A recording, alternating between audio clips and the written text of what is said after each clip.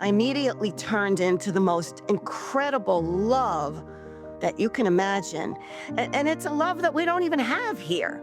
It's like, I'd say, the love that you have for your children, or, the love of your life, like a kindred soul, times 50,000. So there really are no human words for that type of love.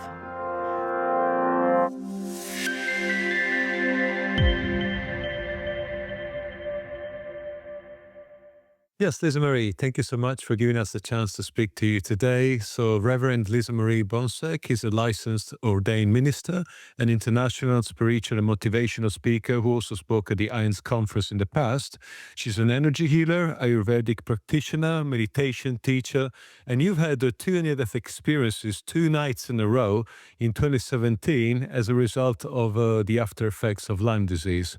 So, yeah, why don't I give you a chance to tell us a little bit about your NDEs and we'll take it from there. Right. So, hi, Danny. My NDE was a result of complications from Lyme disease. I wasn't producing cortisol, was really the bottom line at that moment. So I was in and out of the hospital with these cortisol problems. Without cortisol, you can't live. So that was basically the cause of my NDEs. And it was 2 nights in a row. And it happened to be, ironically, on Easter weekend when I resurrected out of my body.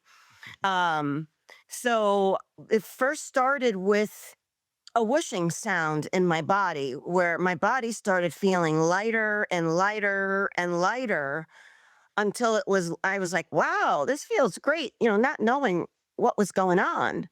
So my body turned lighter and lighter and lighter until I just popped out of my body. First time in my life. Now, I've been doing meditation for 30 years, transcendental meditation, and I'd never had that type of experience. So, um, I had went to go lay down, and this is when all this happened. And I left my body, I'd say from my upper chest to the top of my head. I just came out of it, and I felt it, that I slipped out. The other thing was, things happen immediately when you're in a soul form. I immediately turned into the most incredible love that you can imagine. And it's a love that we don't even have here. It's like, I'd say, the love that you have for your children, or, the love of your life, like a kindred soul, times 50,000. So there really are no human words for that type of love. And I immediately noticed that my life, this lifetime here, was over, felt like, and it went by quicker than I could snap my fingers. It was that fast. And it didn't mean anything to me. I was getting my reward now. It felt like such a reward. And I've had lots of spiritual experiences in my life. So, and the meditation. So I was kind of prepared, thank God, for this moment, because I think it could be a shock for some people to now see that there's an afterlife, that we are. And I told you about my book, that, my chapter is called We Are Spiritual Beings Having a Human Experience. And that's exactly what I experienced. So I left my body. I was immediately in the most incredible gratitude for all of the suffering. Even if I had not suffered at all, just being in a body is suffering, because being out of it, you're light, you're relieved, you're perfect, you're enlightened. I was completely enlightened. That's what I call it, enlightenment. So enlightenment is where you're basically, it gets a little tricky with the language, but here we have a duality and a separation from God and our real, true, higher self, which is our soul. So, and we have to connect to that through meditation, if you want to do that, or by going to nature. I swim in the ocean. That's how I connect to nature. And I hike in the woods. That's how I connect my body to my soul, my higher self. So once you're in the soul form, you have this enlightenment. So you're just love. There are no negative emotions whatsoever. People have a hard time understanding that when I say that to them, because when they hear it, they're hearing it from a human body perspective, a limited human body, you know. So when I went back in my body, I'll just skip for a second. I realized how limited these bodies really are. Heavy, dense, depressing compared to being in a soul form. Depressing, um, limited with our capacity spiritually and divinely. Now you lose that connection to source, God, in a different way. You know, it's different. You know, all the when I left my body, I knew all the answers were there for me. I understood it all. So when I left, there were, I mean, I tell you, there's 50 things going on at once, Danny, 50 things going on at once. There were immediate downloads. I was getting messages from my friends. I have a friend that is disabled. I had messages for her. I was shown why I was with the people that were around me, friends, family, and some people that I couldn't get rid of them because I was put in their lives to help them in some way. And I remember one friend of mine in particular, and they told me that because he had lost everybody in his family and he didn't have any siblings, that he was basically an orphan. And I was there to be family to this friend, and I couldn't leave, but they gave me a tip. They said I could take breaks when needed, I like that. and that works for me. That works for me because you know it's not easy on earth, and sometimes people are brought into our life and they're part of our soul circle, and it's not always easy. It's sometimes it's a struggle, you know. But because I'm spiritually evolved and I've had the NDEs, it's easier for me because I go into a loving space. Love is what is going to work and to dissolve any negative situation that you come across with your job, with people, with your family, with anything, relationships. You can turn the energy around really quickly, but people don't really know that. So I left my body. Jesus came down from the sky into my room and put his hands out like this to say, no, it's not your time. And he immediately, at the same time, Archangel Michael was on my left. At the same time as that, my higher self was assisting with my own healing. So Jesus started this massive healing on me. Very hard to describe the energy. He was whipping up an energy inside my solar plexus here. This went on. I couldn't tell you how long, all night long.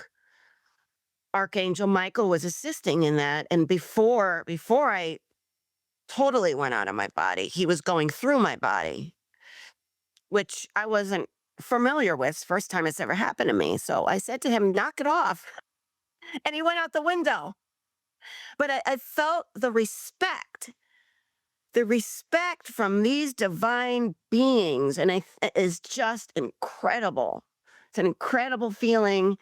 And I think it's because, you know, they're in a different realm. It's a different feeling. They're enlightened. We're here with a specific um purpose that we still have to live out. And if you're still here, you still have a purpose no matter who you are, no matter if you think you have a purpose or not, you have a purpose. Um So anyway, he was back. Archangel Michael was back in the picture, and I could feel I never believed in angels with wings, and his wings were humongous. They were bigger than the room, like, and then I could feel the little intricate, um, tiny wings inside the big wings. I could feel them. I could sense them, and his power, and Jesus's power, and but what shocked me a little bit was, and nothing shocks you when you're in that state of being a spiritual being because you're calm. When they talk about that peace beyond all understanding, it is exactly that. I mean, you're detached. You're detached from the earth. You're detached from anything negative. All I felt was love, bliss consciousness, which is euphoric happiness, that peace and calm, and that collective consciousness. I felt like one with source. So I was surprised to see that my higher self was just as powerful as the divine beings that were with me. That surprised me. And, and then source, God, and really I don't call God only in context when I'm talking to people God anymore because it's what I experienced was so much bigger than the word God. And you might hear NDEers saying this, that they say source or creator, or, omnipresent, omniscience is really the technical word because God knows everything, knows every thought in your head, knows everything you're going through, knows just everything, has created everything. I felt all that. So he said to me, I heard a manly voice, whether, I just heard a manly, authoritative voice, but I wasn't afraid. I was very calm. I understood everything that was going on at that moment. So God said to me, it's in my time, Lisa Marie, not yours. It's like, okay, I'm fine with that. So I understood what he meant by that. I really did. So he said that to me, and at the same time, like I said, there's so many things going on at once. I'm able to see my future. They're showing me my future in this lifetime. So I had like a future life review. Um, and I saw myself as a speaker, a spiritual speaker, which I am now, and which I wasn't back then. And so I could see myself and I'm watching myself. I could also feel the energy inside my body in the future, how healthy I was. And I was even healthier than before I'd gotten sick. So there's just things that I noticed as I'm watching myself. I saw what I was wearing. I said, oh, well, I'm wearing those particular pants, so I'm going to be a small size to fit in those pants. I mean, you think of these things as you're watching. So that one of the first things I thought was, oh my God, I sound like Wayne Dyer. It was the first thought in my head. The second thing I thought was there were about 10 words that I didn't even understand what they were. So these were words that I hadn't learned yet. After that, I went into the seminary and, got my master's in divinity. And maybe it was words that I learned there, but I was like, wow, what are those words I'm speaking? So that was kind of cool. And then I remember there were a couple of off colored words, which wasn't like me. So that was the only question I had. So I said to Jesus, what's up with that? And he said, you're too pure. I'd meditated for 30 years straight every day, to get this level. I'd experienced enlightenment many times to this level of a higher spirituality. And that's what my goal was, perfect health um, and enlightenment. So Jesus said to me, you're too pure and you need to be able to relate to the people on earth. And I understood what he was saying. And he said to me something very profound, Danny. He said, you came here to learn compassion. So I came here to earth, to earth. So that decision was already made before I got here in a soul form. And I think what he was trying to say also was, because I was questioning, I was the epitome of health before the Lyme disease. And I was questioning, why did all this happen? This turn, I didn't expect it in my life. It took a lot of years out of my life. And I was helping people before, I had a plan. I didn't expect it. So he was telling me things for my own healing, for me to understand why it had to happen and to get to the level of compassion that I have now, and to work with people and my patients now in my practice. Um, I couldn't have the level of compassion that I have now if I hadn't suffered the way I did with the chronic pain, chronic fatigue, and all these things I went through. That now I help other people with that stuff, and I can relate, and that helps them. And I know how to cure a lot of things because of that. So, what happened next was I'm watching my future. I'm seeing the audience. I'm seeing a big screen behind me. I'm doing the PowerPoint, and I didn't even know how to do PowerPoint at that time. A PowerPoint, putting it on. And I then saw there was a theme to the speaking engagements. And before me, in big letters, shining like gold, were hope. That was my purpose, to give hope to the masses. It wasn't to be confined to a church with 50 or 100 people in the congregation. It was very clear to me that I was going to have a spiritual ministry that was going to be global, and I was going to be speaking to the masses, and that was my purpose. It was cool. So they showed me a lot of things. I remember most of it. I still remember it vividly. And just talking about it puts me in that space of enlightenment and that euphoric happiness. So once they didn't give me a choice, because if I had, if I was given a choice, they know I wouldn't have picked this. I would not be here right now talking to you. I would not be here, because there's no comparison. I could have had a wonderful husband and 10 wonderful children. There was nothing I could have came back here for. Nothing. It's that great.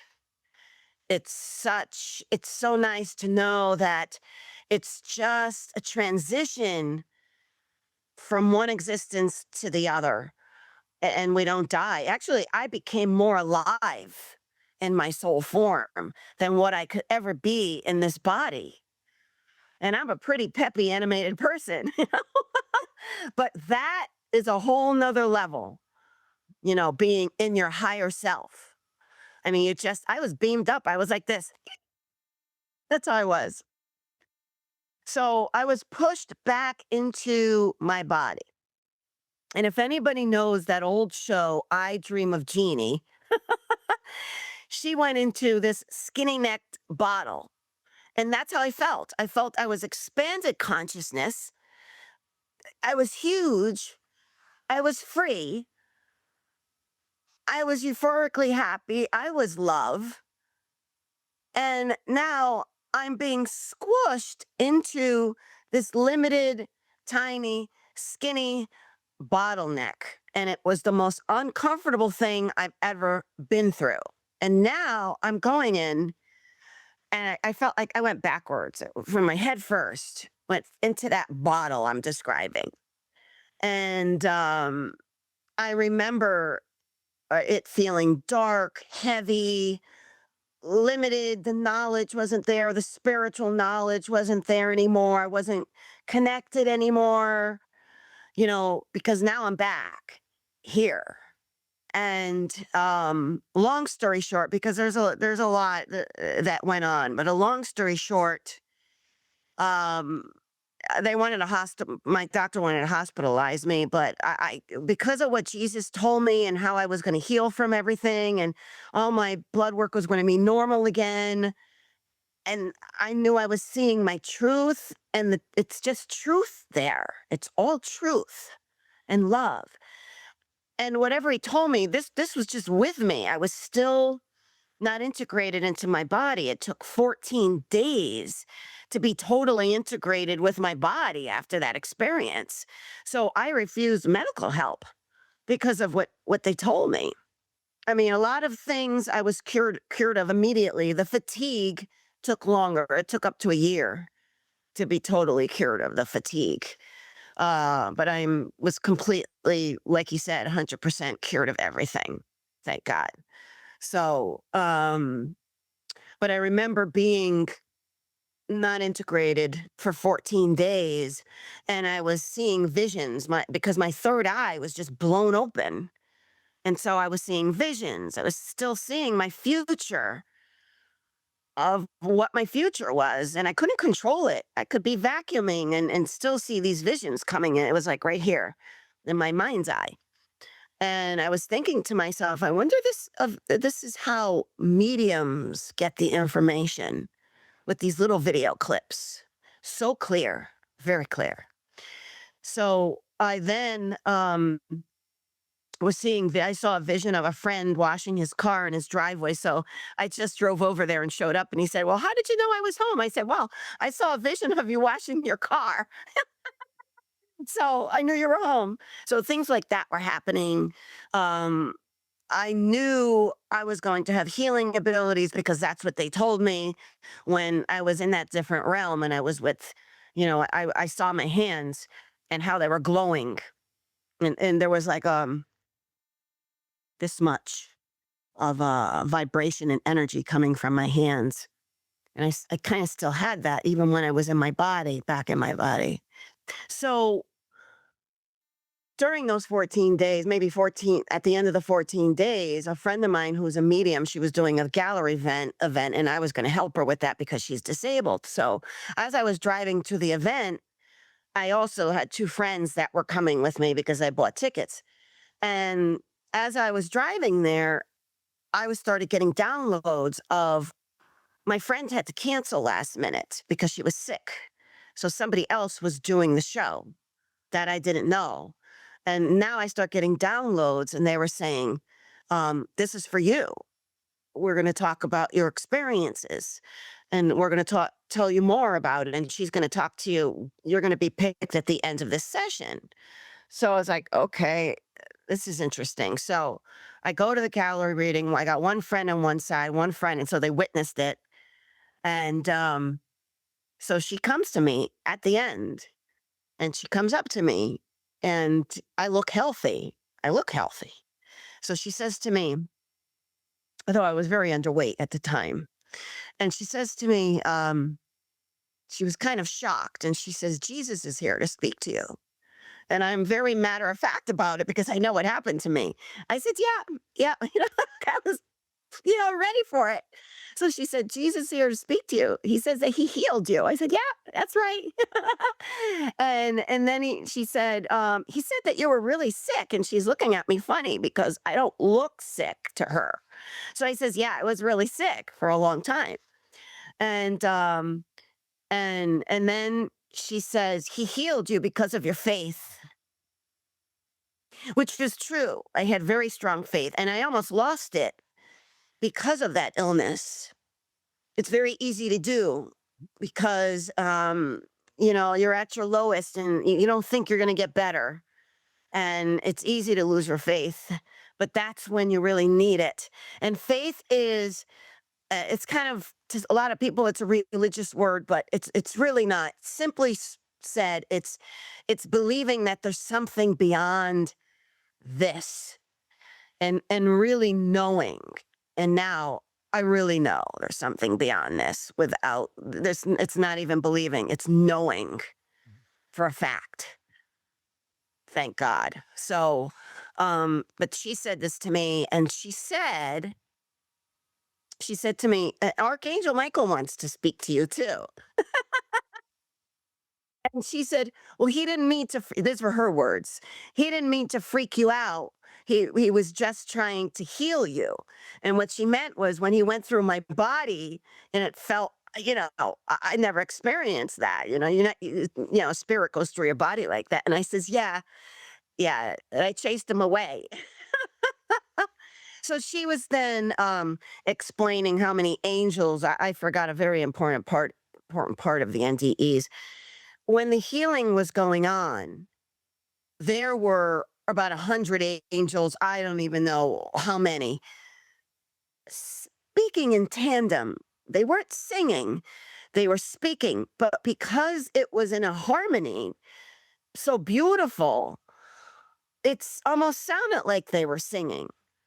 And they said these words: "This is the day that the Lord has made.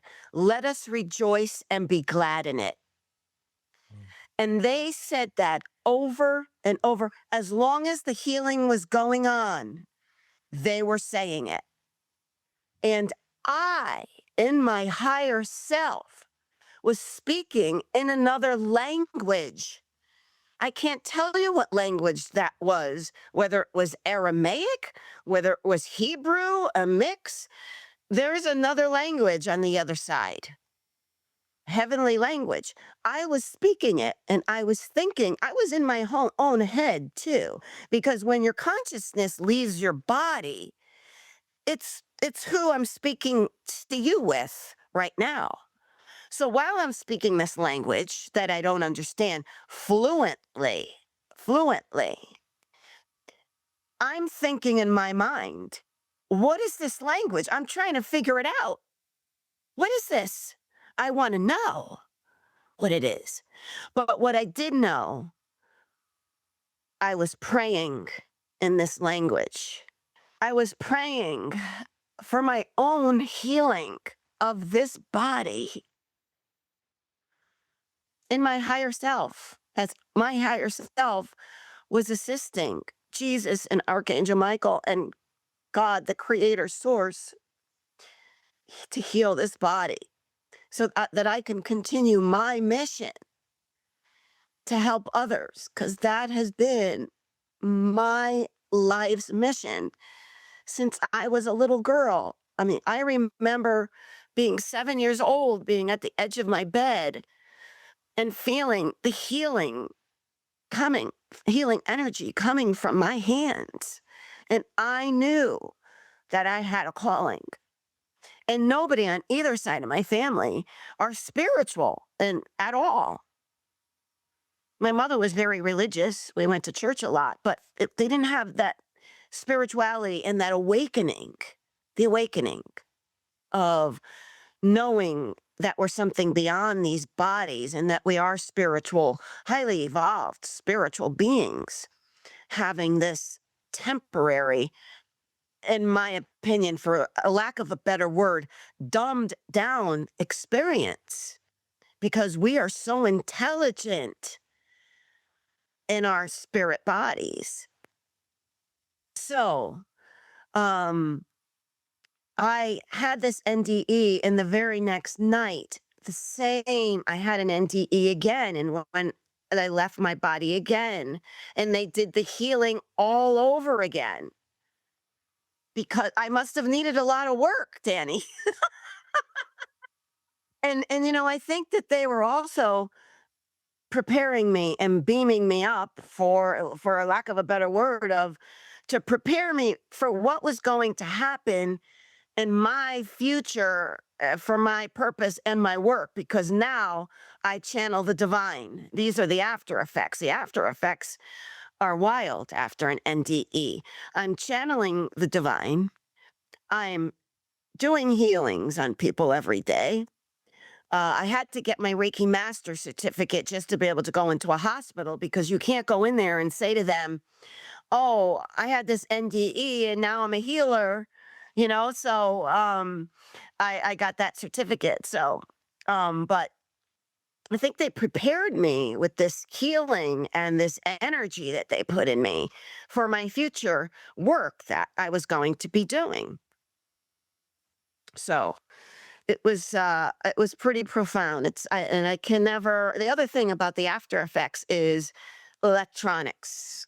We have issues with electronics. I have it all the time. Whenever I do, and I told you before, whenever I do these interviews and I have to get on a computer or a phone, it goes haywire every single time. It's just part of it. I'm used to it. If I go to somebody's house, the TV that's off will just turn on, or their radio that's off will just turn on. I think it's humorous. Well, Lisa Marie, thank you so much for sharing your wonderful stories. I have so many My questions, so pleasure. much to unpack here. So, Yeah. all right. Well, first of all, it'd be interesting to know a little bit more about your integration. So you said that it took you 40 days for your body to integrate, but how long did your mental state, how long did your spirit and your psyche take to integrate such a process? Well, it was stages because the first 14 days I was completely enlightened. So I was one with everything. Hard to explain. I could feel everything. I could feel the grass. I could feel the energy from a tree. Dogs were kind of following me. I'd go to somebody's house, their dogs were just following me. So it's like you're in that a completely enlightened state. And I really wish I could have stayed like that because I was just, even though I still have some of that, I have that divine love that I came back with. It's not to the degree that I had when I was out of body or the degree when I came back for those 14 days because you have no negative emotions whatsoever. So I was just walking around just in love with everything. Everybody, you could have said anything. You could have said the worst thing to me. I would have responded with nothing but a loving response and understanding, like I was, yeah, a piece of God, because literally we are a piece of God. And that was another thing that kind of surprised me because I thought that God would be a separate, he was superior. I felt the superiority of, the grandness of the creator. But what I was surprised me was my soul was physically a piece of the creator. Like God is the pie. You cut a piece of the pie, but I can't get away from that pie because I am the piece of God. So, but it's just buried in this body now. It's there. So you can't get away from God. Everybody is a part of God. I'm not the only one. It's me, it's you, it's everyone. And everyone needs to know this. Everyone needs to know. I mean, I have to be careful with manifesting because as soon as I think of something and I say it enough times, it manifests. We have these abilities. We have these abilities. Now's the time, with everything, the chaos in the world that's going on now, and people are becoming more separate instead of recognizing that we're all one and we need to help each other, not distance from each other. We need to help each other. This is the time. It's a very important time on earth right now. Even now, Danny, even now, I mean, I still feel changes are still going on in me all these years later. Not going to say I'm not completely in my body, but I'm getting the gifts of the spirit, of my spirit, keep increasing. I get like an upgrade every 6 months or every year. So it just keeps changing for me. It's all good. I love what I do. I work 7 days a week helping people, and I love it. And I can actually, the language, what I was speaking on the other side was telepathy. So we speak, it's a thought to thought, which is much easier than this. This is work. This is work. I actually talk a lot less now. My words are just less talk and more profound, like they talk over there on the other side. Jesus didn't talk to me with long sentences. He said a few words or a sentence, and it was really profound. And that's how it is. So now, after speaking telepathically in my soul form, I'm able to work with animals who are all energy. Babies are all energy. Special needs, my special needs patients are all energy. I have some of them that can't speak. So I speak to them telepathically. I'm able to do that. And they are all energy. My healing for them it works so easily with them. They're on a great mission here. Teach on people unconditional love. That's great. Well, so understand a big part of your work here on Earth is to help people raise their consciousness through prayer, meditation and the activation of the pineal gland. So I was wondering if perhaps you could, I don't know, offer any tips for beginners who may be just starting on this journey? So I have to go backwards with that. So beginners. So a lot of my patients will say, I can't meditate. I can't meditate. I can't sit still. There's no way I'm going to sit still for any length of time. And I understand that now because when I was sick with the Lyme disease, it gave me a sort of an anxiety because it was affecting my nervous system. That's what the disease does. So I'm able to understand when people tell me that now. I didn't understand that before. And that's part of the compassion. So I have a treatment. I could because I'm an Ayurvedic practitioner. I have an Ayurvedic treatment called Shirodhara, and it's herbalized oil poured on the forehead, mainly on the third eye, which goes into the pineal gland. That balances cortisol. That was part of my healing to get my cortisol to balance too. So it balances cortisol. It opens up the spiritual center. That's where the spiritual center is.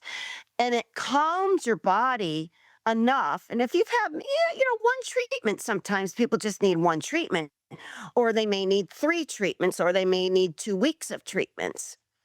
But some people, one treatment, and they're able to meditate because it brings you down so many notches so that you can relax and then they could start meditating. So that's one trick of mine. The other thing is, like I said, going to the ocean, grounding your body, hiking in nature, in the woods, in nature, doing things like that can help bring you there. Music for some people. I use music in my practice too. Liquid Minds radio. It resonates with the body really well. I use that. So, but that Shirodhara is powerful. And then they can meditate. You start there. I do an advanced meditation. I do an hour twice a day with my transcendental meditation, but they don't have to do that. You don't have to be a guru, you know, but 20 minutes once a day, twice a day. And then, you start feeling more connected because that is where you can connect to source God easily. So that nature starts following you and you start then getting the answers. And then you have to start listening in layman's terms to your gut feeling. Your gut feeling. Now, everybody understands that, but people ignore their gut feeling. Well, that is your higher self speaking to you, and that is your most intelligent self, your higher self. And that's what you want to listen to. It's like if you feel danger, somebody comes over to you and you feel this vibe of danger, you have to listen to that because you could be in danger. So you have to listen, you have to train your body to listen to your gut feelings because that is your soul that is connected to source, God, that is directing you. And you always have to listen to what your passions are in life. I was being drawn to, when I was in my 20s, to Edgar Casey. You know who Edgar Casey is, the sleeping prophet. And there obviously was a reason for that. So I was buying all his books and reading, and I was gravitating to that, and I was gravitating to Ayurveda, and I studied Ayurveda. So that was, you have to listen to that because that's what your path is. So just follow the passions, that what you're drawn to. And just when things, I tell my patients when the answers don't come and you're in that unknown stage, because that unknown stage could last a long time, you have to then trust in the divine plan because there is a divine plan. I'm not sure how much I believe in free will because I'm just laying back right now and I'm watching things happen in my life without me doing anything. I get the phone calls. I get this. Do you want to be part of that? Do you want to be part of that? I didn't do anything. So my future, I mean, maybe the small things, the small decisions, but big decisions I feel are already made. At least I know they are for me because they're happening without me doing anything. That I hear I have to do this. In the past, you have to get this credential, you have to get that credential. And I hear it loud and clear. Then I do what I have to do. And then the next thing comes. So it's listening to that voice in your head at all times to strengthen your abilities. Yeah. I love the fact that you mentioned the word trust earlier on. I think that's really important. And that's something that's taken me many years to start to come to terms with. And also love that you mentioned earlier on purpose. So I was wondering, for those that perhaps may have not found their purpose yet, do you have any recommendation for them? Everybody's here for a reason. If you are here, you chose to be here. And a lot of people have a problem with that because they would say, like, my human body says, but I know better, but my human body says, I would never come here again. I wouldn't do this to myself. I wouldn't go through Lyme disease and all those things I had to go through because of it. I wouldn't do that. I wouldn't choose to be 5'4". So, you know, but what I found out is we do choose it in our higher selves, in our spirit form before we come here. And it was very evident to me that I had several past lives. I mean, they didn't go through all of my past lives, but I saw slight glimpses that I had thousands of past lives, and I was a helper in each one of those lives. I came here to help people, and all my life, people have been telling me, family and friends, that I do too much for people. And I talk in my chapter on my book about it. And doing stuff for people is supposed to be measured? Is that supposed to be measured? Is that something abnormal? We, as these superior spiritual beings that I found out, should be helping each other. Yeah. We're all one. So trust is the secret. No matter what goes wrong, because I go through a lot of stuff too every day. It's a constant chaos. And I stay in that trusting the divine plan, no matter what is happening, no matter how bad it is. That's the secret. Absolutely. Well, so I know you touched a little bit on that earlier, but so based on your experience, what do you think is the reason for us to be here on Earth? Well, to experience. Yeah, we're so perfect in our spirit form that this seems like I feel very different now knowing what I know. I feel like I have a different perspective than other people. Unless you've had the experience, you don't really know. You can't know. And you don't really want to know because when you know, it's hard to really experience the life that you're supposed to experience. So I can say, oh, whatever, it doesn't matter because I know that this is going to pass and it's meant to be. And I probably planned it this way. And I can just let a lot go where you're kind of, you don't want to miss out on the experience that you're experiencing. I mean, we could have babies here in a physical body where we can have babies and have that experience. We can experience love. We are love over there, but we can experience love in different ways here. You know, parent love, motherly love, relationship love, friendship love.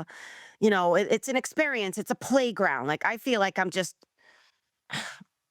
in playing a part right now. I just feel like it's going to be over, and this is just a joke. Basically, to be honest with you, it really is. Unfortunately, people aren't going to understand that. but it's something that is a temporary space that we're playing these roles and we choose it. So you have to, there's a few important words to get through this earthly life: acceptance, love, gratitude. When I'm in a difficult situation, I go into gratitude. Thank you, God, for allowing me to be here to experience this.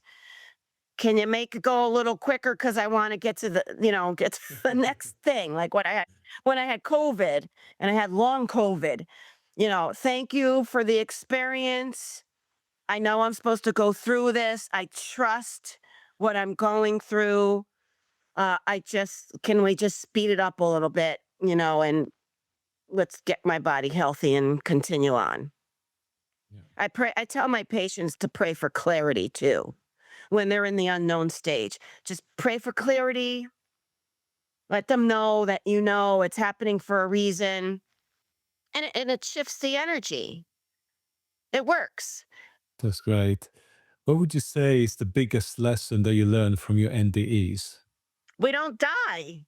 I think a lot of people would come back and say a lesson to be kinder to people, to help people, to be in service to others, to love.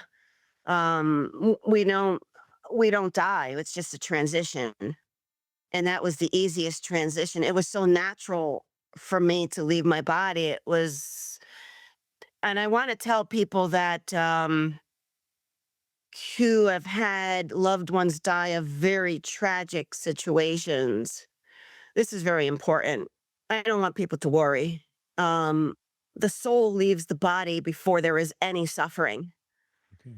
So they didn't suffer. They were not in pain before they died. There's people that have had tragic car accidents or suicide or stuff like that. There's no suffering. God would not let that happen. I found that out. It's you leave your body before anything tragic or any type of pain or suffering. I say, well, I do need to ask you, what's your idea of God these days? Oh, I can't even think of God, because when I think of God, I just can be on a high all week about it. God, first of all, in my experience, and there is a God, and there's one God. I mean, there wasn't a sign that said Christians go this way, Catholics go this way, Christians go that way, Protestants go that way, Jews go this way, Buddhists go that way, Hindus go that way. It's not like that. We are all one, like I said before, one collective consciousness. And so God to me is God knows everything. I'm telling you. It's like I said, it's hard having these NDEs because you find these things out and you're never alone. You are never alone. Even in your darkest day and you're feeling lonely and alone, you can just talk to God or your spirit. Everybody's got spirit guides. They're there, even if you can't feel it. They're there. God is omniscience, knows everything you're thinking, knows your plan, knows why you're here, and is guiding you. Can't interfere, really. I mean, there's miracles that happen every day. I am a miracle. They perform the miracle on me. I'm very fortunate. God is nothing but love.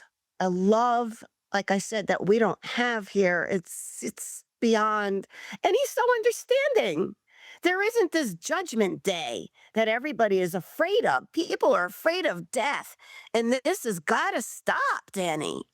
People are so fearful of death, and it was the most beautiful thing I'd ever experienced in my life. And I can't get it out of my mind now. I have to live with that for the rest of my life, with that feeling of bliss consciousness and love, and expanded consciousness that I had. So, but it's God is understanding. When He spoke to me, He was so understanding and loving, and There was no, I judged myself. I noticed as a soul when I was watching my future that I was judging myself when I saw that I was speaking in a couple of off-colored words. It's like, what is up with that? So it's not what what we were taught. Yeah, absolutely. I don't know if you wanted to talk a little bit about your book that's shown on your background, please. This just came out in June 28th, The Ways to God. I am one of the authors in it, and it's fantastic. I proofread the book, so I had to read the whole book really fast. And everyone in here has had a near-death experience or an STE, a spiritually transformative experience. And this book is riveting. It helps people. My chapter is, like I said, it's called Spiritual. We are spiritual beings having a human experience. And I talk about my NDEs. I talk about the different religions and how they relate or connect to my NDE experience, because that's something that fascinates me. How it connects, certain things connect. I talk about a little bit about my life and my practice, my business, Perfect Health and Balance, and what I do and how I help people, and a lot of the healings. I talk about some of the healings in my chapter that are fascinating. So I just want everybody to know about this book. Lisa Marie, I have one last question for you. What's the meaning of life? The meaning of life, that's a tough question. That's a tough question. I was hoping you weren't going to ask me that one. The Sorry. meaning of life is that's a tough question. The meaning of life, in my opinion, is experience. It's experience. We are here to love, to discover who we really are. Really. I mean, that's what I think. I think a lot of people have to go through many lives sometimes to get to know that. But, I think the most important thing is we're here to experience, enjoy, and, like I said, be in gratitude even for the tough times that we have to go through. The meaning of life. It's tough. That's a tough question. Enjoy it as much as you can. That's a great answer. Lisa Marie, thank you so much for the wonderful conversation. And I thank you Thank you. for everything else you're doing. And yes, wish you all the best. Bye for now. Thank you so much, Tony. Hi there. Well, thanks for watching. If you enjoyed this video and want to support the IANDS community, please leave a like, subscribe, and maybe share with the ones you love. New episodes are out each Friday. Until then, enjoy the stream we all call life and live the love you wish to see in the world. Bye for now.